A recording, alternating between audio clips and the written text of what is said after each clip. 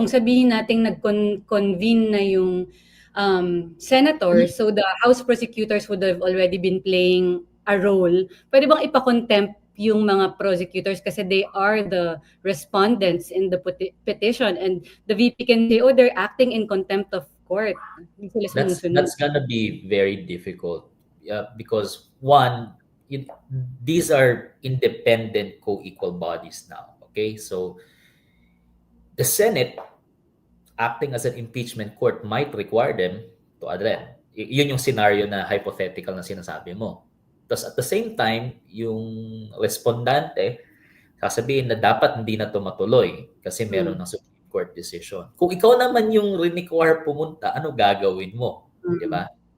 So, considering na ikaw naman yung complainant, kailangan mong pumunta kasi yun yung korte na doon ka nag-complain. But at the same time, so, ano yan eh, that's why, these cases like this, we call in constitutional law, these are hard cases. And there's a saying in constitutional law, hard cases make bad law.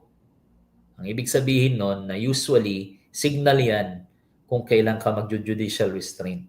Kasi hard cases make bad law, meaning walang tama na desisyon pag yan ang lalabas. So, let's let the political branches resolve it on their own. Parang yun yung ibig sabihin ng ganyang klaseng saying sa constitutional law. So, yung scenario na binigay mo, honestly, kung ako mismo yung require pumunta, hindi ko din alam kung ano gagawin ko. Di ba? Pupunta ako mamaya dun sa ni-raise mo about letting the political do their job. There's one more dito sa mga hypothetical. So I'm trying to imagine how the senators or how the Senate can assert their ground, no?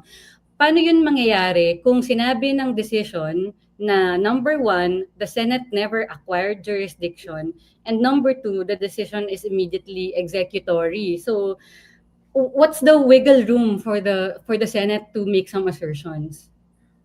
Well, it depends on what the Senate wants to do, di ba? I don't want to preempt the senators kasi parang each senator is an independent in their own minds. That's the saying. When you work in the Senate, you hear that all the time. They have a national mandate. Second, they have a constitutional mandate to act as a separate body, as an impeachment court, and they already convened, di ba? So, at the very least, sila mismo ang mag-uusap. Ano ba ang epekto ng declaration ng isang co-equal branch na wala tayong jurisdiction, considering na tayo nag-convene na. Right? Kasi parang, I know it's desirable na parang bigla na, okay, dissolve. May long-term implications din kasi yan sa institutional independence ng Senado.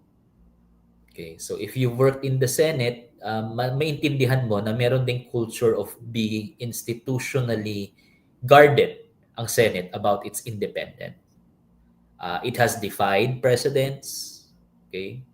Parang point of pride pa nga nila yan, na parang sometimes, di ba? Hindi porket sinabi ng presidente, everyone will, then ganun. May ibang culture ang Senado din kasi. So I cannot predict how they will gonna act, but certainly, it's going to weigh heavily on their heads on whether or not the pronouncement is something that is automatically binding on them.